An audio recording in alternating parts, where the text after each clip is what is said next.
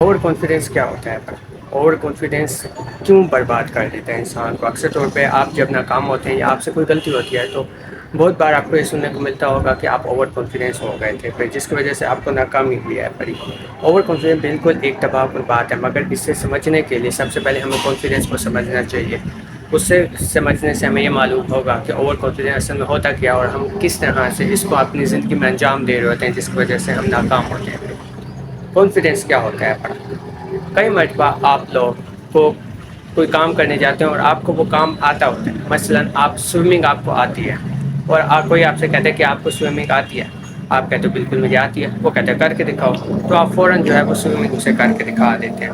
یہ ہے آپ کو کانفیڈنس، یہ بہت ضروری ہے زندگی میں، کیونکہ اگر آپ کے پاس کانفیڈنس نہیں ہوگا تو آپ ناکام ہو جائے گا۔ چاہے آپ ٹیسٹ دینے جا رہے ہو، چاہے آپ پیپر کی پریپریشن کر رہے ہو، چاہے آپ کوئی بھی ٹرک ٹیسٹ دے رہے ہو یا پھر کمپٹیٹیو ٹیسٹ دے رہے ہو پڑے، یا پھر کوئی بھی آپ زندگی میں کام کر رہے ہو، تو آپ کو اس کے لیے کانفیڈنس ہونا بہت ضروری ہے۔ چاہے آپ ٹیچنگ کر رہے ہو، جو بھی آپ کر رہے ہو، اس کے لیے آپ کو کانفیڈنس ہونا ضروری ہے، کیونکہ اگر انسان میں کانفیڈنس نہیں ہوتا تو اپنے دل کو الٹا کر کے بیٹھ جاتا ہے اور وہ کام وہ نہیں کر سکتا جس طرح اس کے اندر ایبلٹی تھی کرنے کی، ویسے وہ کام نہیں کر سکتا۔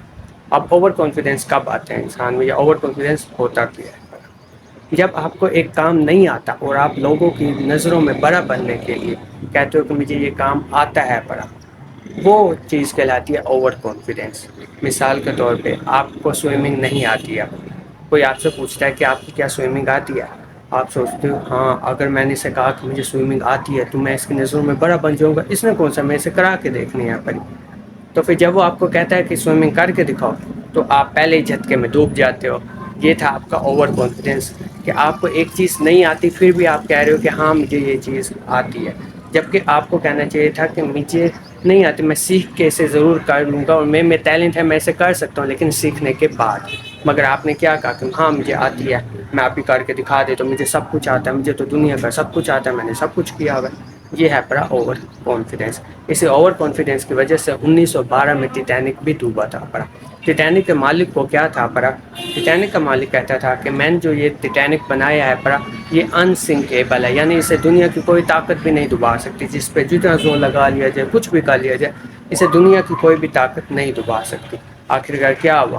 وہ ٹیٹینک اپنے پہلے ہی سفر میں ڈوب گیا، اور اس نے اس اوور کانفیڈنس میں جو لائف سیونگ پوسٹ تھی، جو ہر شپ کے ساتھ رکھی جاتی ہے تاکہ ضرورت پڑنے پر لوگوں کی جان کو بچایا جا سکے، ان کی جان ضائع نہ ہو، اس نے اس کی بھی تعداد آدھی رکھی تھی، تاکہ کیونکہ وہ یہ سمجھتا تھا کہ اس کی ضرورت ہی نہیں، یعنی کیونکہ ٹیٹینک تو کبھی ڈوبنے والا ہی نہیں۔ لیکن جب وہ ڈوبنے لگا تو لائف بوٹ جو ہے پھر وہ کم پڑ گئیں، اور جس کی وجہ سے کئی سارے لوگ مر گئے اور کچھ لوگ ہی بچے تھے۔ تو یہ اس کا اوور کانفیڈنس تھا جس کی وجہ سے کئی لوگ ہلاک ہوئے تھے۔ ایک اور کہانی بھی ہے پڑی کہ ایک دفعہ ایک ٹکٹ چیکر تھا پڑا، اسے اپنے اوپر بڑا گھمنڈ تھا، بڑا غرور تھا کہ میں جو ہے ہمیشہ صحیح ٹکٹ چیک کرتا ہوں، اپنے پیسنجر کو جو ہے وہ صحیح راستے پہ لے جاتا ہوں، میں کبھی دھوکہ نہیں کرتا ہوں۔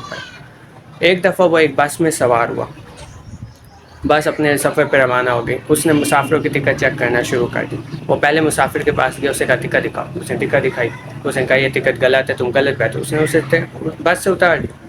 پھر وہ دوسرے کے پاس گیا، اس نے بھی اسے کہا تو بھی غلط بیٹھا ہے، تو بھی اتر جا۔ پھر وہ تیسرے کے پاس گیا، اسے بھی کہا کہ تو بھی غلط ہے، تو بھی اتر جا۔